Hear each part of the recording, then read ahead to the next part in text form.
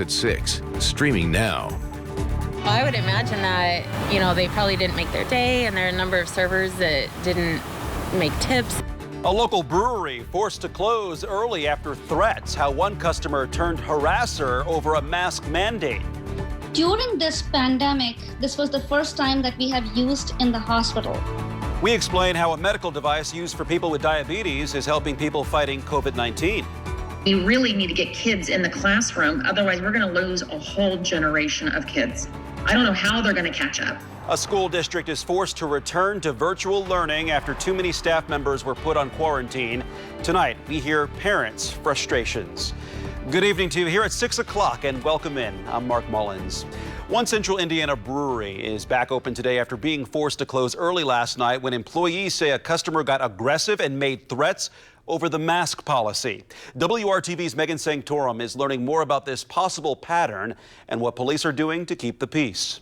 A Greenwood police officer has been parked outside of Mashcraft ever since they opened at noon today, all for extra security because someone didn't want to wear one of these. It's back to business as usual inside this local brewery today, but last night a much different scene unfolded. Employees say a customer became aggressive and made violent threats toward them after being asked to wear a mask or leave. According to a police report, that customer continued to call the business after leaving, saying he was going to come back and assault the people inside. The brewery ultimately made the decision to close early Thursday night for everyone's safety. You never know if they're serious. You just always have to kind of be on guard, and it's a shame that it happens over something like we're just trying to protect ourselves from this crazy virus. Greenwood resident Laura Kennedy says she's come to Mashcraft for years. They always have a good beer, good service, and it's a nice local place. And while she wasn't there last night, she says she did see something similar happen recently at a coffee shop. Someone walked in off the street and they asked him to put a mask on, and he just started shouting profanities. I witnessed that, and then to hear about it happening, again, I just wonder how many times this is happening and how often these employees of restaurants and breweries, coffee shops are having to deal with this. Kennedy says she feels for the employees who had to cut their night short, especially at a time when every penny counts. It's a shame that someone's choice to react violently would impact people's livelihood, especially in a year where those types of folks are having a hard time making ends meet, probably anyway. Working for you, Megan Sanctorum, WRTV. Well, Greenwood police say there are no images of the man involved last night, but they will continue to investigate if any additional threats are made. The owners of Mashcraft declined an interview today, but released a statement saying, in part, there are signs outlining the mask policy throughout the brewery, and they will continue to adhere to them. They're asking customers to do the same. With 50 more deaths reported by the State Department of Health today and over 5,700 new cases, things aren't leveling out just yet, and that has been shaping heightened restrictions around Indiana. Positivity rates for this virus continue to climb as well, and we're keeping a close eye on how hospitals are faring across the state. COVID-19 patient numbers are still up to their highest levels since the start of the pandemic, but we're also learning about amazing things about solutions that are happening at those hospitals. There is a new pilot program and treatment underway at IU Health for Hoosiers infected with the coronavirus. The program is helping patients fight a dangerous side effect of the coronavirus, high glucose levels, which can slow down the recovery process for those infected. Our Alyssa Donovan explains what this program is and how it's already helping to save lives. The pilot program at IU Health Methodist Hospital involves patients getting one of these, a continuous glucose monitor. It's placed on a patient's body. It has a catheter. It senses the glucose all the time and sends it to a remote reader. In the past, the monitors have been used as outpatient devices for those with diabetes and other blood sugar issues. Dr. Swapnil Khare, an endocrinologist at IU Methodist, says they've learned that COVID-19 patients have higher levels of blood sugar, which can be very dangerous when fighting the virus. And with COVID-19, we are seeing it more and more, that if the blood sugars are higher, the recovery is rather slower. People may need more support with the breathing machine, and the outcomes may be poor. To monitor insulin levels, nurses typically need to prick a patient's finger 3 or 4 times a day, but these monitors eliminate the need for those checks. The monitor provides insulin to the patient as needed and keeps healthcare workers informed on their levels without needing to go in their room. So the nursing exposure is less, and we are conserving more personal protective equipment, which is also a big deal with this pandemic. The goal is that this will become part of the protocol with COVID-19 patients to help with their recovery and survival of the virus. I'm Alyssa Donovan, WRTV. And because this is a pilot program right now, the monitors are being used only on certain adult patients who fit specific criteria. If the program shows enough success before there is a vaccine available, it may be used at other IU Health hospitals to treat patients. When it comes to Indiana schools, you can see right in front of you the ripple effects as many districts are pretty much forced to send students back home to do their learning. Some forced by county mandate, others forced by the sheer numbers stacked against them. Students in Hamilton's Southeastern School District are virtual learning today, not because of a mandate like the one issued in Marion County, but rather because of staffing issues. WRTV's Stephanie Wade explains the challenges the district is facing now. The district tells me they did not have enough staff members to teach in person today. 221 teachers were absent, meaning either they tested positive for COVID-19, came in contact with someone who had the virus, or were noticing symptoms, requiring them to quarantine. The transmission level within schools, from what we can tell from our data, is very low. So we do know that this is a safe place to be, but I think our biggest challenging right now is with staffing. Though the director of staff and student services says she'd prefer all students be learning in school right now, they're struggling with having enough staff members to do so. Every time a student tests positive, an entire classroom must then quarantine. Those are the public health orders coming from the Fishers Health Department. Starting Monday, all students grades 7 through 12 will transition to virtual learning for the rest of the semester so they can free up resources and staffing for K through 6. 5th and 6th graders will remain on a hybrid schedule, and 4th grade and younger are 100% in person. Tiffany Eggers' son has an IEP and says his state test scores have fallen from 30th percentile pre-pandemic down to now 7th percentile. She fears her children are losing quality education and social and emotional development learning from home, and wants the community to do their part so we don't lose an entire generation of learners. I'm an approved sub for HSC schools who was not able to sub because my son was sent home 2 weeks ago for a possible COVID exposure in the classroom. So if you think about that, one child was sick. You have 25 or so other kids that are sent home for 2 weeks. That affects not only those kids, their siblings, their parents' employers. It has a domino effect. I think it's just really unfortunate for the parents who don't have that opportunity to be home with their children, or it's a very last minute decision. I know that the school district is in a hard spot as well, because if due to contact tracing or illness numbers going up, they don't have the power to staff those classrooms. So it's kind of a lose-lose for everyone. While I know we're trying to stay safe physically, it is more concerning to me the long-term impact that this will have for our youth and what they really need from an in-person environment. Stephanie Wade, WRTV. Well, every school in Marion County will soon be moving to virtual learning as part of the effort to slow the spread of COVID-19. Today, IPS Superintendent Alicia Johnson outlined the district's plans to teach students remotely beginning Monday, November 23rd. That means one more week in the classroom for students and teachers, despite the rapid rise in the pandemic. But Johnson says she needed to give working parents and guardians as much time as possible to make child care plans.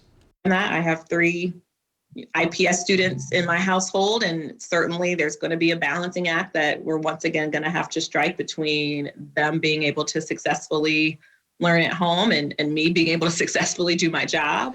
Johnson says IPS will also work to make sure the student support sites across Marion County will continue to be available for students who may not have internet service at home or simply need a safe place to learn remotely during the school day. Also new today, Butler University will now be restricting activities for students outside of class, and that lasts for the rest of the semester. For now, in-person classes will continue through the 24th when the semester ends. We're constantly updating our special section online to have all this new information ready for you. You can find the resources you need at wrtv.com/coronavirus. It can be tough enough to make lunch healthy in normal circumstances. Still ahead, how one school district is keeping it fresh for student mealtime while also staying safe. Week 13 for high school football tonight, just 2 weeks away from the state finals. We'll have a look ahead to some great games featuring area teams hoping to advance past the regionals. Kevin. And welcome to the Christmas Nights of Lights at the Indiana State Fairgrounds. I'll tell you how you can see a spectacular show while helping the Wrtv Toy Drive. Back after this.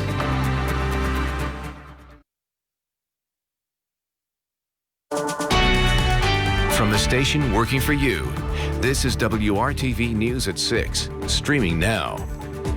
Many students are virtual learning this year, as you know, so that means school breakfasts, lunches, and cafeterias look different, and food service directors are working to adapt. With Indiana Grown, our Lauren Casey takes a look at how one local district is still incorporating fresh local choices while making the process safe for students and staff. 3, 4, 5, 6, 7, 8. High school students at Franklin Community taking their choir rehearsal outdoors during a school year that looks anything but normal. I look at our littler kids in the elementary schools and it's so regimented. Which is why Jill Overton, the director of food services for the district, is working hard to bring smiles to kids' faces. Just to kind of throw some things out there occasionally to make it fun. Even if it's just a special treat with their prepackaged lunch. It's still trying to keep things as normal as we can because there's so much that's not normal. Normally, Overton, who oversees all aspects of the Grizzly Cubs' food in their 8 school buildings, puts a strong focus on locally grown fresh foods. And here in Johnson County, connecting with their agricultural roots is an important part to the food service plan in Franklin Community Schools.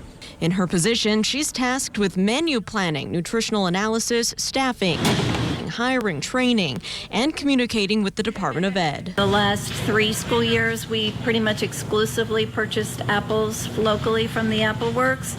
Salad bars were huge in our 8 schools. We did purchase locally from a farm in Morgantown. We had some artisan lettuces that we added in. And she's still trying her best to shop local when she can. Prairie Farms. We still contract with Prairie Farms. Prairie Farms is local. Plus, the pandemic adds new challenges to the dining experience. Pretty much everything we can is prepackaged to keep it safe. We want parents to know that we are doing everything we can to keep the kids safe as well. She says sanitation is nothing new to her department, but their usual practice of customized meals and salad bars has now turned into pre-wrapped meals and more grab and go. And she's working with new guidelines that extend the free summer meal program for students through the end of the year through the USDA. I think it's a great opportunity for those who might have still been struggling a little bit to have a little breathing space. And that was WRTV's Lauren Casey reporting. Virtual learners can also sign up for those meals, both for breakfast and lunch. That extension for free meals goes for all public schools in the state. So reach out to your child's school if you have any questions about this. For a look back at all of our stories this week with Indiana Grown, head to WRTV.com/rebound. This year has brought a lot of changes, but there will still be some standards, and we're ready to go all out with what we've got. WRTV's Kevin Gregory joining us live from the Indiana State Fairgrounds to talk about where you can go this weekend to have a lot of fun and make sure kids are also having a happy Christmas. Hey, Kevin, it is looking great out there tonight. How about that, Mark? Here we go. 20th annual WRTV Toy Drive. You're seeing behind me now the Christmas Nights of Lights started tonight. We'll go through January 3rd every night. tomorrow night is a special night because $1 from every car will benefit the WRTV Toy Drive. I've got a special introduction here. Tracy King joins me. She and her husband running the show, so to speak. Yes. If people were here last year, come on back. You've got new stuff as well. Oh yeah, we've changed the route. We've added more lights, more music. We've even added a new little section of road. So explain that connection, the lights and music. It's all synchronized. Every bit of it's programmed. You're not just driving through looking at pretty lights. They're actually going to the music that we are playing through your car radio. So 1 million lights. Probably flashing, over that. Yeah. Flashing, blinking, creating storylines. Yes. The range of music that we'll hear. There's a big variety. A lot of old traditional sing-alongs that some people recognize. Some of the younger generation might not, but we tried to put something for everyone. So I'm a meteorologist. Tell me how what some may consider a bad night to go to see the lights, snow and rain can actually enhance the experience. Oh yeah, when we were testing, it rained, and just the reflection off the pavement, it looks so much more vibrant, like there's so many more lights here. It doubles the amount of light. Yeah. Okay, so as you're looking at these lights, let me just remind you, the first 20 cars tomorrow night, they'll be handing a pizza, a warm Lou Malnati's Chicago-style pizza. Put it in the car with you for the ride. Also, there'll be a gift bag. It's actually a shopping bag, insulated. That for the first 150 cars tomorrow night. And again, it's a carload for $30. Up to 7 people, yes. Up to 7 people, or $7 for individuals. And there are cars behind us right now, but you turn your headlights off for the experience and the radio up. It's a perfect COVID family experience. Thank you for helping the Toy Drive all of these years. Back to you, Alyssa. Thanks, Kevin. Sounds like a lot of fun and a chilly night out there. You can see Kevin's all bundled up. Those temperatures are starting to fall already. We'll be in the freezing range by midnight. Clear skies are helping us drop down. Light winds and those chilly temps, you're definitely going to notice them tonight and definitely by tomorrow morning. That's when we will be in the 20s across the area, and that's due to those clear skies, those light winds, that high pressure that's over the area right now. That is going to be replaced by tomorrow afternoon. So those clear skies on our radar are going to be a thing of the past by this time tomorrow evening. We have this low pressure system that's going to be moving in from the south tomorrow. That's going to start bringing us some showers for southwest counties by about 1 or 2 o'clock on Saturday afternoon. And then that will become a little bit more widespread as we head into the late evening hours across central Indiana. The bulk of the system will be moving through overnight and into Sunday morning. That's when we're expecting the most rainfall and a small possibility of a thunderstorm or two over northwest counties. The rest of us, though, likely just going to see that rain overnight as well as some windy conditions. But look at this, how quickly it clears out on Sunday. Just very light showers Sunday morning. And then by 10 a.m., things are cleared out of the area and we are going to see clear skies again. However, those windy conditions will be sticking with us. So here's a look at our expected rainfall totals over the next 48 hours or so, looking at picking up just over a ½ an inch of rainfall for much of central Indiana. And we do need that rain because we are low for this time of year with rainfall totals. Looking at Saturday night and into Sunday night, those winds, we're looking at winds about 32 miles per hour by 7 or 8 o'clock tomorrow evening. And then overnight is going to be one of those nights where you can really hear that wind while you're sleeping. We're going to see those wind gusts close to 45 miles per hour and into Sunday morning. By Sunday afternoon, things will start to subside, but you'll still notice some gusty winds for your Sunday. So looking at the weekend, Saturday, the first half of the day looking pretty good. And then by the afternoon and evening, that's when we're going to see those rain showers moving in. Now, taking a look at that 7-day forecast, after the weekend, things clear out. We'll see some sunshine Monday. Temperatures drop off a little bit into the 40s. Then we're back into the 60s as we head into next weekend. Alyssa, thank you. It is another big Friday for high school football. Only 24 teams will be left in the state tourney after tonight. Brad Brown has a look ahead at some of the area's top matchups and more on the Colts' big Thursday win at Tennessee. It may have been their best half of the entire season. The Colts with a statement performance against the Titans. 21 unanswered points in the second half. Indy taking over the division lead with the 34-17 win. Nyheim Hines' second touchdown of the game put the Colts in front for good. Really just making the most of the opportunity, trusting what I see and trusting that big O-line, and really just being patient and just running where they are. And that's really what was the key to success tonight in the run game. All of us were really patient with our reads and made the right decisions. You know, I think the thing with Nyheim, the thing with guys like him that I've been around in the past is they quickly get labeled a scat back and a receiver. And this guy's a runner. He can run between the tackles, and he also is a heck of a receiver. So, yeah, I mean, he's an explosive player, and he's a great, our backs all complement one another. Phillip Rivers threw passes to 10 different receivers. Michael Pittman Jr. led the group with 101 yards on 7 catches. But it was his 21-yard run that helped set up that go-ahead score. Because we didn't get preseason games, so we kind of got thrown into the fire quick. And so now I feel like our offense is really starting to gel. The Colts get a long weekend off. They're home against the Green Bay Packers next Sunday. The regional round of the state football tourney sees some tough pairings for the area's top-ranked teams. Mount Vernon is 12-0, number 1 in Class 4A. They'll face Roncalli tonight. It's a rematch of a game from a year ago that saw MV win its first ever football regional. What has improved the most about your team on the field from when we talked to you clear back in the middle of August? We started several new kids up front, and it took us a while to get the offensive line to gel with the skilled kids who were returning. And I just think that's one of the biggest things. And then the second thing I would probably add is our belief. We're still fighting here, and I think I've alluded to this multiple times in my 3 years, a culture of are we really doing this? We've now won 23 of our last 26 games. We're 23-3, which is impressive in its own right. Even if you don't get it done Friday, that's a major accomplishment. There's probably 300 other schools in the state that would love to say they're 23-3 in 2 years. Whiteland and Cathedral play in Class 5A. The Warriors are trying to win their first regional in 21 years. They'll take on the top-ranked Fighting Irish. That game will be played at Arsenal Tech. The 6A regionals feature a pair of MIC games. Carmel goes to Ben Davis. Top-ranked Center Grove hosts Warren Central. Westfield also has a home game tonight. We'll have scores and highlights from some of these for you tonight on the news at 11. Brad Brown, WRTV Sports.